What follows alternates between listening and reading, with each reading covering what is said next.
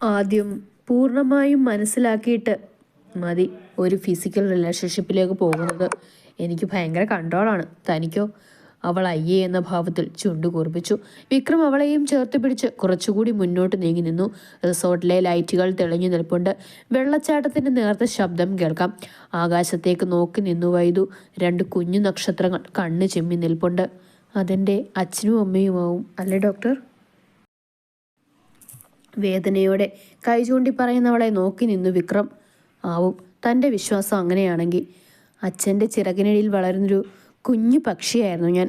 ഓർമ്മ വെച്ച നാൾ മുതൽ ഉണ്ണിയമ്മയായിരുന്നു എൻ്റെ അമ്മ.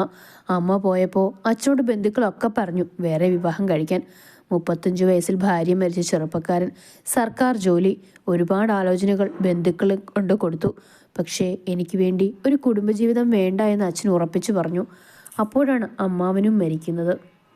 അന്നു മുതൽ ചേട്ടനും അനുജിത്തിക്കും ഒരുപോലത്തെ ജീവിതമായി. അങ്ങനെ എനിക്ക് വേണ്ടി ജീവിച്ച ആ അച്ഛൻ്റെ അവസാനത്തെ ആഗ്രഹമായിരുന്നു ആ വിവാഹം.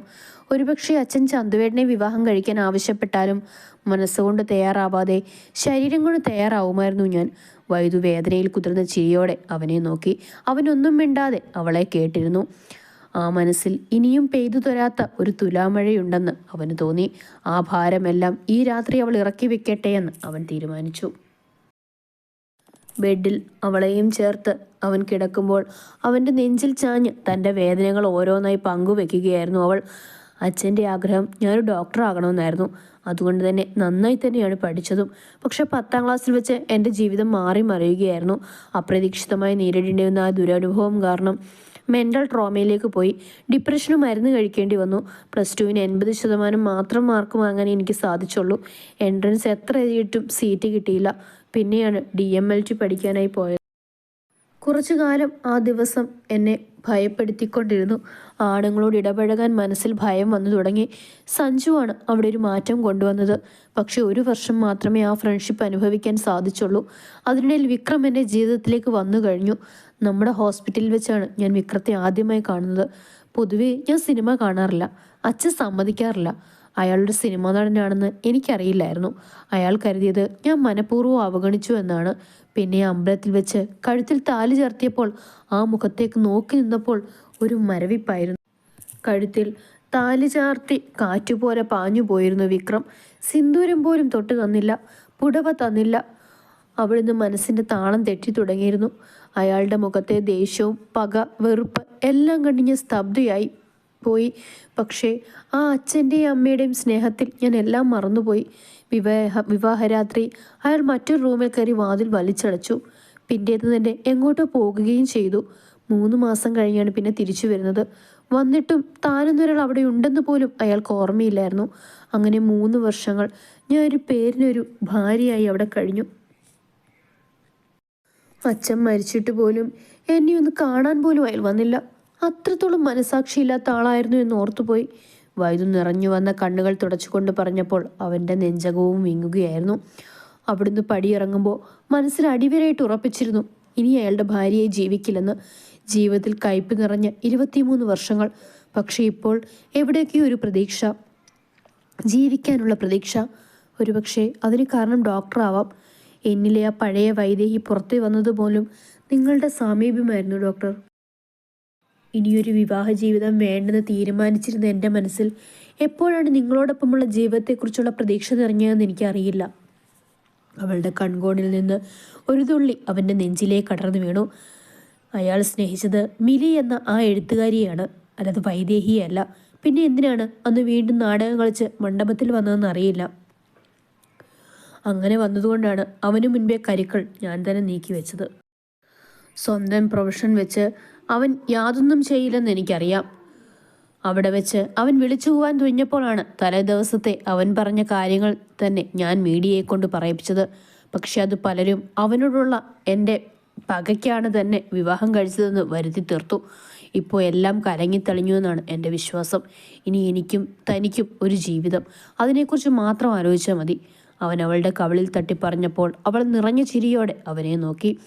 രാവിലെ തന്നെ ഇരുവരും അവരുടെ കോട്ടേജിലേക്ക് പോയിരുന്നു. ഇന്ന് തിരിച്ചു പോവുകയാണ്. അതിനുള്ള തയ്യാറെടുപ്പിലാണ് ഇരുവരും. തെളിഞ്ഞ മുഖത്തോടെ വീട്ടിലേക്ക് കയറി വരുന്ന വൈദുവിനെ ലേഖ പുഞ്ചിരിയോടെ നോക്കി. അവിടുന്ന് വാങ്ങിയ കാപ്പിയും തേയിലയും ഒക്കെ അവൾ എടുത്തു കൊടുത്തു. അവളെ പിടിച്ച് അടുത്തിരുത്തി ലേഖ അവളെ നോക്കി. സന്തോഷമായ മോൾക്ക്? അവരത് ചോദിച്ചപ്പോൾ വൈദു ലേഖയുടെ തോളിലേക്ക്, ഞാൻ ഇനി ഒരിക്കലും വേദനിക്കില്ലെന്നും വിഷമിക്കില്ലെന്നും എനിക്ക് ഉറപ്പായി അമ്മേ. ഡോക്ടർ നല്ലവനാ, അമ്മയുടെ മോൻ നന്മയുള്ളവനാ. പുഞ്ചിരിയോടെ അവളെ ചേർത്ത് പിടിച്ചു ലേഖ. ഹിരൺമയി എത്തിയപ്പോൾ തന്നെ അവളോട് വിശേഷങ്ങൾ തിരക്കി. അവനോട് കണ്ട കാഴ്ചകൾ ഓരോന്നായി കൗതുകത്തോടെയാണ് അവൾ പറഞ്ഞത്. രാത്രിയിലെ മുകളിലെ ഓപ്പൺ ടെറസിലിരിക്കുകയായിരുന്നു വിക്രം. ഹിരൺമയി അവൻ്റെ അടുത്ത് വന്നിരുന്നു. അയാളെ പറഞ്ഞു വിട്ടു അല്ലേ? ഇത്രയും കള്ളത്തരം കാണിച്ചിട്ട് അവനെ പിന്നെ അവിടെ തന്നെ നിർത്തണോ? വിക്രം ലാപ്പ് മാറ്റി വെച്ചുകൊണ്ട് പറഞ്ഞു. വൈദുവിനോട് മനസ്സ് തുറന്നോ നീ? ഹിരൺമയി അവൻ്റെ മുഖത്തേക്ക് നോക്കി ചോദിച്ചു. അയാൾ ഒരു പാവമാണ് കേട്ടോ. ജീവിതത്തിൽ ഒരുപാട് അനുഭവിച്ചു കഴിഞ്ഞു. ഇനി ഞാൻ കൂടി എന്തിനാ വിഷമിപ്പിക്കുന്നത്? എൻ്റെ ജീവിത അവസാനം വരെ എൻ്റെ ഭാര്യയായി അവൾ തന്നെ ശ്രീലകത്തുണ്ടാവും. അച്ചു അവനെ തന്നെ സൂക്ഷിച്ചു നോക്കി. വിവാഹം വേണ്ടെന്ന് പറഞ്ഞ് ചവിട്ടിത്തുള്ളി നടന്നവനാണ്. ദിശയ്ക്ക് ശേഷം മറ്റൊരു പ്രണയബന്ധത്തിൽ പെട്ടിട്ടില്ല. വിവാഹം വരെ മനസ്സിൽ ആശങ്കയായിരുന്നു വൈദുവിനെ വേദനിപ്പിക്കുമോ എന്ന്. ഹോസ്പിറ്റലിൽ വെച്ച് പലപ്പോഴായി അവളെ ഇറിറ്റേറ്റ് ചെയ്തപ്പോൾ വിചാരിച്ചു വിവാഹം കഴിഞ്ഞും അതുതന്നെ തുടരുമെന്ന്. തൻ്റെ അനിയനെ ആർക്കും മനസ്സിലാക്കാൻ കഴിയില്ല. അവൻ്റെ സ്വഭാവം ഒരു മിസ്റ്ററിയാണ്. ഏട്ടനെന്താ ഒരു കുടുംബത്തെക്കുറിച്ച് ചിന്തിക്കാത്തത്? അതോ അന്ന് മണ്ഡപത്തിൽ വെച്ച് നാണം കെടുത്തി ഇറങ്ങിപ്പോയവളെ ഓർത്താണോ ഇപ്പോഴും ജീവിക്കുന്നത്? വിക്രം പുച്ഛത്തോടെ പറഞ്ഞപ്പോൾ അച്ചു നെടുവീർപ്പോടെ അവനെ, ഒരിക്കൽ മനസ്സിനേറ്റ മുറിവ് ഇതുവരെയും മാറിയിട്ടില്ല കുഞ്ഞ. ഇനി ഒരിക്കൽ കൂടി വേഷം കെട്ടാൻ വയ്യ. അച്ചു വേദനയോടെ പറഞ്ഞപ്പോൾ വിക്രം അവനെ നോക്കി. പക്ഷേ അനുഗ്രഹയെ ഏട്ടൻ്റെ ഭാര്യയെ കൊണ്ടുവരാൻ അമ്മയ്ക്കൊരു ആഗ്രഹമുണ്ട്. അവൻ ചിരിയോടെ പറഞ്ഞപ്പോൾ അച്ചു അവനെ മിഴിച്ചു നോക്കി. അനുഗ്രഹ വൈദുവിൻ്റെ അനുവാണോ? അതെ, വിക്രം ചുണ്ട് കടിച്ചു പിടിച്ച് ചിരിയോടെ പറഞ്ഞു. ഞാൻ അങ്ങനെ ആ കൊച്ചിനൊന്നും കണ്ടിട്ടില്ല. ഈ അമ്മയ്ക്കിത് എന്തിൻ്റെ കേടാ? അച്ചു ദേഷ്യത്തോടെ പറഞ്ഞു. അതിനിപ്പോൾ എന്താ, അനുഗ്രഹം നല്ല കുട്ടിയാണ്, നല്ല ഫാമിലി. അവളുടെ ചേട്ടൻ അന്നിവിടെ വന്നിരുന്നതല്ലേ, നല്ല ഫ്രണ്ട്ലി ആയിരുന്നു. അനു ഏട്ടന് ബെറ്റർ ഓപ്ഷൻ തന്നെയാണ്. വിക്രം സീരിയസ് ആയി തന്നെ സംസാരിച്ചു. അച്ചു ഒന്നും മിണ്ടാതെ അവിടുന്ന് എഴുന്നേറ്റ് നടന്നു. അങ്ങനെ എന്നെ കടിച്ചിട്ട് നീ പ്രസവിക്കണടാ ചേട്ടാ, നിന്റെ കല്യാണം ഞാൻ തന്നെ. വിക്രം മീശത്തുമ്പ് തഴുകിക്കൊണ്ട് ചിരിയോടെ പറഞ്ഞു. റൂമിലെത്തിയിട്ടും അച്ചു അനുവിനെക്കുറിച്ച് ആലോചിക്കുകയായിരുന്നു. എന്നെയൊക്കെ 9 വയസ്സെങ്കിലും ഇളയതാണ്. നാളെ മുതൽ അതിൻ്റെ മുഖത്ത് ഞാൻ എങ്ങനെ നോക്കും? അല്ലെങ്കിൽ തന്നെ എന്താ, അവൾ അറിഞ്ഞില്ലല്ലോ. സമാധാനം. സ്വയം സമാധാനിച്ചുകൊണ്ട് അവൻ ബെഡിൽ കടന്നു. വിക്രം റൂമിലേക്ക് വന്നപ്പോൾ വൈദു ഉറക്കം പിടിച്ചിരുന്നു. അവൻ അവളെ പുതപ്പിച്ചുകൊണ്ട് അടുത്തായി കയറി കടന്നു. പിന്നെ തലചരിച്ച് നിഷ്കളങ്കമായി ഉറങ്ങുന്നവളെ നോക്കി. പിന്നെ എപ്പോഴോ അവനും ഉറക്കം പിടിച്ചു. രാവിലെ വൈദു ഉറക്കം എഴുന്നേൽക്കുമ്പോൾ വിക്രം ബെഡിലില്ലായിരുന്നു. കുളി കഴിഞ്ഞവൾ താഴെ എത്തുമ്പോൾ വിക്രം വർക്കൗട്ടിന് പോയിട്ട് വരികയായിരുന്നു. വിയർപ്പ് പൊടിഞ്ഞ മുഖവുമായി വരുന്നവനെ അവൾ കണ്ണിമ ചിമ്മാതെ നോക്കി. അവൻ അവളെ പുതപ്പിച്ചുകൊണ്ട് അടുത്തായി കയറി കടന്നു. പിന്നെ തലചരിച്ച് നിഷ്കളങ്കമായി ഉറങ്ങുന്നവളെ നോക്കി. പിന്നെ എപ്പോഴോ അവനും ഉറക്കം പിടിച്ചു. രാവിലെ വൈദു ഉറക്കം എഴുന്നേൽക്കുമ്പോൾ വിക്രം ബെഡിലില്ലായിരുന്നു. കുളി കഴിഞ്ഞവൾ താഴെ എത്തുമ്പോൾ വിക്രം വർക്കൗട്ടിന് പോയിട്ട് വരികയായിരുന്നു. വിയർപ്പ് പൊടിഞ്ഞ മുഖവുമായി വരുന്നവനെ അവൾ കണ്ണിമ ചിമ്മാതെ നോക്കി. സ്റ്റെപ്പിൽ കയറും മുൻപ് വിക്രം തിരിഞ്ഞു നോക്കി. താനിന്ന് ഹോസ്പിറ്റലിൽ വരുന്നോ? നാളെ മുതൽ ഓഡിറ്റാണ്. തൻ്റെ ഹെൽപ്പ് എനിക്ക് ആവശ്യമുണ്ട്. അവനെന്താ പറഞ്ഞപ്പോൾ വിടർന്ന മുഖത്തോടെ അവൾ അവനെ നോക്കി. പിന്നെ തല കുലുക്കി. വിക്രം റൂമിലേക്ക് പോയി. അവനോടൊപ്പം തൻ്റെ സമയം ചെലവഴിക്കാനാണ് ഇപ്പോൾ ഏറെ ഇഷ്ടം. അങ്ങോട്ട് പറയാനിരിക്കുകയായിരുന്നു. പക്ഷെ ഡ്യൂട്ടി എവിടെയായിരിക്കും? അവൾ ആലോചിച്ചുകൊണ്ട് അടുക്കളയിലേക്ക് പോയി. രമചേച്ചി പാചകത്തിലാണ്. അമ്മ എന്തോ ചെയ്യുന്നുണ്ട്. പിന്നിൽ നിന്ന് വന്ന് അവൾ ലേഖയെ ഇറുക പുണർന്നു. അത് കണ്ട് രമചേച്ചിയും ചിരിയോടെ അവരെ നോക്കി.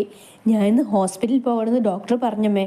ആഹാ, അപ്പോൾ അതിൻ്റെ സന്തോഷമാണ്. നന്നായി, ലേഖ ചിരിയോടെ പറഞ്ഞുകൊണ്ട് അവളെ നോക്കി. അവളുടെ തിളക്കമാർന്ന മുഖത്തായിരുന്നു ലേഖ നോക്കിയത്. മോള് പോയി റെഡിയാവ്.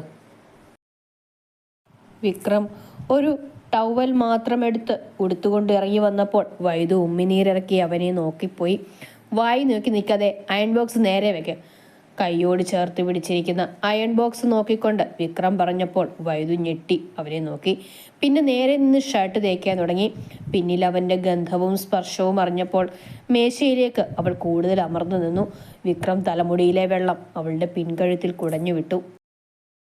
കുഞ്ഞമ്മോന് ഇപ്പം നല്ല മാറ്റമുണ്ട്. പഴയ പോലെ പ്രസരിപ്പും കളിയും പുഞ്ചിരിയും ഒക്കെ തിരിച്ചു വന്നതുപോലെ രമ പുഞ്ചിരിയോടെ പറഞ്ഞു.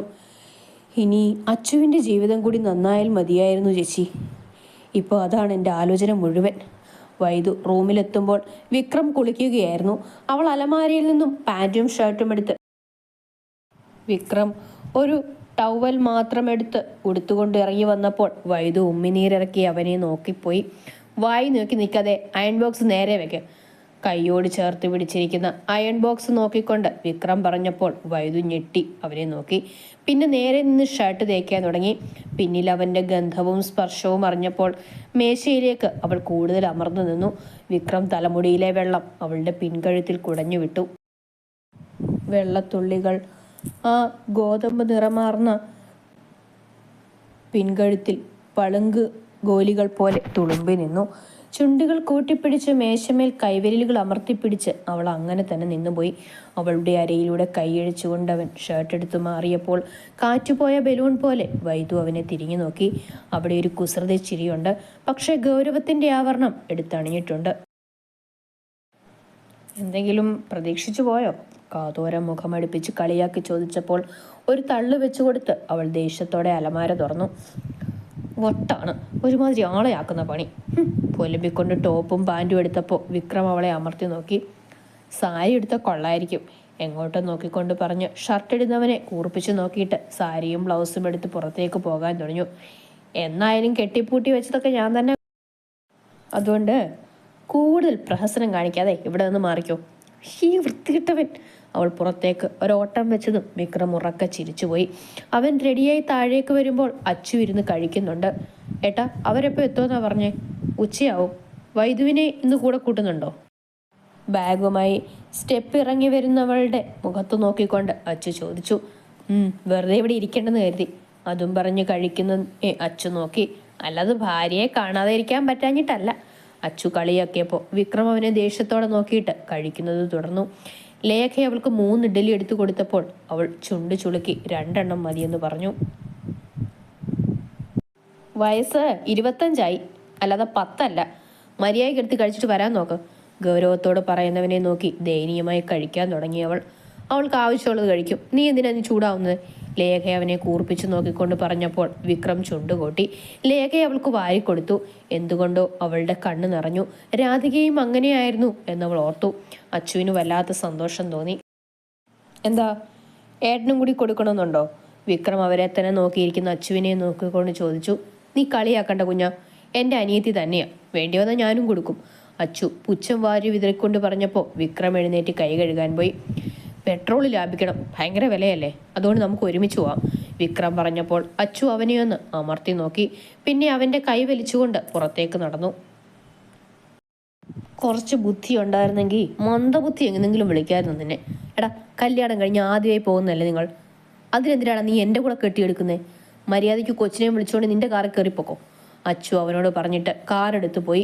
വിക്രം തിരിഞ്ഞു നോക്കുമ്പോൾ ലേഖയോടും രമയോടും യാത്ര പറഞ്ഞു വരുന്നുണ്ടവൾ. പിന്നെ ഇരുവരും കാറിൽ കയറി.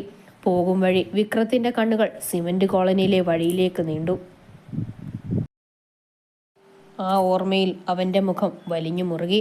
ഹോസ്പിറ്റലിലെത്തിയപ്പോൾ വൈദുവിന് ഒരു പരവേശമൊക്കെ തോന്നി. ആദ്യമായിട്ടാണ് വിവാഹം കഴിഞ്ഞ് ഇവിടേക്ക് വരുന്നത്. അവളുടെ വിയർപ്പ് പൊടിഞ്ഞ ഉള്ളം കൈയിൽ കൈകോർത്ത് വിക്രം അവളെ നോക്കി. ഇത്രയും നാളത്തെ പോലെയല്ല, നീ ഇപ്പോൾ MDയുടെ ഭാര്യയാണ്, ഈ ഹോസ്പിറ്റലിൻ്റെ അവകാശികളിൽ ഒരാൾ. അതുകൊണ്ട് മറ്റുള്ളവരുടെ അഭിപ്രായം അറിയേണ്ട ആവശ്യം നിനക്കില്ല. ഇത്രയും നാൾ ജോലി ചെയ്തതുപോലെ അധികാരിയായാണ് നീ തിരിച്ചു വന്നിരിക്കുന്നത്. ഇന്നു മുതൽ എൻ്റെ അസിസ്റ്റൻ്റ് ആയിട്ട് മാത്രം നീ നിന്നാൽ മതി കേട്ടോ. കവളിൽ തട്ടിക്കൊണ്ട് അവൻ പറഞ്ഞപ്പോൾ അവളുടെ ടെൻഷനൊക്കെ ആവിയായി പോയിരുന്നു. തോളിൽ കിട്ടിയ ഒരടിയിലാണ് അവൾ തിരിഞ്ഞു നോക്കിയത്. എടി പെണ്ണെ, നീ വന്നോടി. സഞ്ജു ആഹ്ലാദത്തോടെ അവളെ എടുത്തുയർത്തിയപ്പോൾ വിക്രം അവനെ ദേഷ്യത്തോടെ നോക്കി. സഞ്ജു ദയനീയമായി അവളെ താഴെ ഇറക്കി. അത് പിന്നെ ഡോക്ടർ, പെട്ടെന്ന് കണ്ടപ്പോൾ എന്നെ തല്ലരുത്. കൈകൂപ്പി പറയുന്നവനെ തന്നോട് ചേർത്ത് നിർത്തിയിരുന്നു വിക്രം. നിനക്ക് ഇവൾ ആരാണെന്ന് എനിക്കറിയാം, അതുകൊണ്ട് കൂടുതൽ ഡെക്കറേഷൻ വേണ്ട കേട്ടോടാ അളിയ. വിക്രം പറഞ്ഞപ്പോൾ സഞ്ജു അവനെ വാ തുറന്ന് നോക്കി നിന്നു. നിങ്ങൾ ഒരുപാട് മാറിപ്പോയി ഡോക്ടർ, സഞ്ജു അതിശയത്തോടെ പറഞ്ഞപ്പോൾ വിക്രത്തിന്റെ നോട്ടം വൈദുവിലേക്കായിരുന്നു. അവളുടെ കണ്ണുകൾ വിടരുന്നത് കണ്ട് അവന്റെ ചുണ്ടുകളും വിടർന്നു. അവർ രണ്ടാളും അകത്തേക്ക് പോയപ്പോൾ വിക്രം അച്ചുവിന്റെ റൂമിലേക്ക് നടന്നു. അനു രജിസ്റ്റർ കൊണ്ടുവയ്ക്കാൻ റൂമിലെത്തിയപ്പോൾ അച്ചു അവിടെ ഇല്ലായിരുന്നു. അപ്പോഴേക്കും വാഷ്റൂമിൽ നിന്നും ഇറങ്ങി അവൻ വന്നു. അവൻ പെട്ടെന്ന് അവളെ അവിടെ കണ്ടപ്പോൾ ഇന്നലെ വിക്രം പറഞ്ഞ കാര്യങ്ങൾ ഓർത്തു. അവൻ എന്തോ അവളെ നേരിടാൻ ഒരു ചമ്മൽ തോന്നി. അവൾക്കും അതേ ഭാവം തന്നെയായിരുന്നു. സർ, ഇതിവിടെ തരാൻ ചന്ദ്രൻ സാർ പറഞ്ഞു. ആ ഓക്കെ. അവൻ ചെയറിലേക്ക് ഇരുന്നു. അവൾ പോകാൻ തിരിഞ്ഞതും അവൾ ഒന്നുകൂടി തിരിഞ്ഞു നോക്കി. അപ്പോൾ തന്നെയാണ് അച്ചുവും അവളെ നോക്കിയത്. വൈദ്യു ഇന്ന് വരുമോ? അവളത് ചോദിച്ചപ്പോൾ അവൻ തലയാട്ടി. വന്നിട്ടുണ്ട് വിക്രത്തിൻ്റെ കൂടെ. അവൻ പറഞ്ഞപ്പോൾ സന്തോഷം കൊണ്ട് അവളുടെ മുഖം വിടരുന്നത് കണ്ട് അവൻ്റെയും മുഖം വിടർന്നിരുന്നു. ഞാൻ പോട്ടെ സർ? അവൾ ചോദിച്ചപ്പോൾ അവൻ തലയാട്ടി. വല്ലാത്ത വെപ്രാളത്തോടെ അവൾ പുറത്തേക്ക് ഇറങ്ങിപ്പോയി. അവനും അതേ ഭാവത്തോടെ ഇരുന്നു പോയി. റൂമിലെത്തിയത് മുതൽ വിക്രം വീണ്ടും ആ പഴയ ഗൗരവക്കാരൻ ഡോക്ടർ ആവുകയായിരുന്നു. അവളുടെ കവിളിലൂടെ വിരലോടിച്ചുകൊണ്ട് അവൻ പറഞ്ഞപ്പോൾ വൈദു കണ്ണുകൾ മുറുക്കി അടച്ചു. ഡോക്ടർ പ്ലീസ്, അവൾ വിറയലോടെ അവനെ നോക്കി പറഞ്ഞു. എന്ത് വേണ്ടെന്ന്? അതിന് ഞാൻ എന്തെങ്കിലും ചെയ്തോ? അവളുടെ കണ്ണുകളിൽ നോക്കിക്കൊണ്ട് അവളുടെ വയറിലൊന്ന് അമർത്തിക്കൊണ്ട് അവൻ പറഞ്ഞപ്പോൾ തളർച്ചയോടെ അവൾ അവനെ നോക്കി.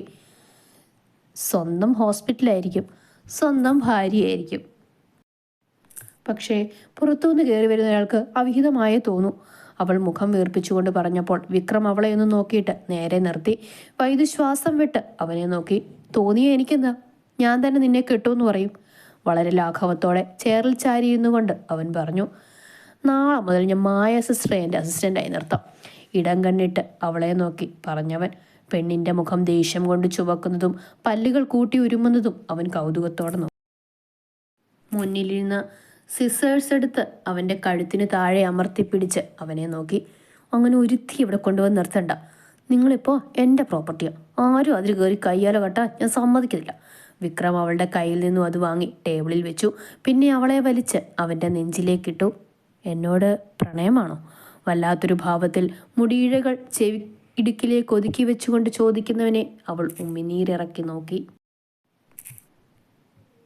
പെട്ടെന്നുള്ള ദേഷ്യത്തിൽ കാണിച്ചതാണ്. എൻ്റേതല്ലേ, എൻ്റെ മാത്രം, മറ്റാർക്കും വിട്ടുകൊടുക്കില്ല. ഇനിയും ജീവിതത്തിൽ തോറ്റു കൊടുക്കാൻ എനിക്ക് വയ്യ. അവൻ്റെ കണ്ണുകളിലേക്ക് നോക്കി അവൾ പറഞ്ഞപ്പോൾ അവൻ്റെ ചുണ്ടിൽ ഒരു പുഞ്ചിരി വിരിഞ്ഞു. അപൂർവമായി മാത്രം അവനിൽ വിരിയുന്ന, ആരെയും മയക്കുന്ന മനോഹരമായ പുഞ്ചിരി. അവൾ ലയിച്ചിരുന്നു പോയി. മേരി ജാൻ, നിന്റെ ദേഷ്യം കാണാൻ ഒരുപാട് ഭംഗിയുണ്ട്. പക്ഷേ ഇവിടെ ഇങ്ങനെ ഇരുന്ന് വൈകാതെ ഗൈനക്കോളജിയിൽ കൂടി ഒരു അപ്പോയിൻമെൻ്റ് എടുക്കേണ്ടി വരുമ്പോൾ. വൈദു കണ്ണുമിഴിച്ച് വേഗം ചാടി എണ്ണീറ്റു. എന്തേ, വേണ്ടേ? വീണ്ടും അവൻ്റെ ചോദ്യം. നിങ്ങളൊരു കള്ളനാണ് ഡോക്ടർ, മനുഷ്യനെ വട്ടാക്കി കളയും. ചമ്മൽ മറച്ചു വെച്ച് അവൾ പുറത്തേക്ക് ഇറങ്ങിപ്പോയപ്പോൾ ചിരിയോടെ തൻ്റെ ബാഗുമെടുത്ത് വിക്രം അച്ചുവിൻ്റെ ക്യാബിനിലേക്ക് നടന്നു. പിന്നീട് അച്ചുവും വിക്രവും തിരക്കിലായിരുന്നു. ഓഡിറ്റായതിനാൽ അവർ വൈകി എത്തുമെന്ന് പറഞ്ഞു. സഞ്ജു, നീ ഉർവശിയെ വീട്ടിലൊന്നാക്കിയേക്ക്, ഞങ്ങൾ ഇറങ്ങുമ്പോൾ ലേറ്റാവും. വിക്രം സഞ്ജുവിനെ വിളിച്ചു പറഞ്ഞപ്പോൾ വൈദുവിൻ്റെ മുഖം മങ്ങി. എങ്കിലും സഞ്ജുവിന് വിഷമം തോന്നേണ്ട എന്ന് കരുതി അവൾ പുഞ്ചിരിച്ചു നിന്നു. താൻ പോയിക്കോ, കുറച്ച് കാര്യങ്ങൾ കൂടിയുണ്ട്, വേറെയും മീറ്റിംഗ് ഉണ്ടെന്ന്. അവരിപ്പോഴാണ് വിളിച്ചത്. വിക്രം വൈദുവിനെ നോക്കി പറഞ്ഞു. അവളൊന്ന് മൂളി അച്ചുവിനെ നോക്കി പോവുകയാണെന്ന് പറഞ്ഞു.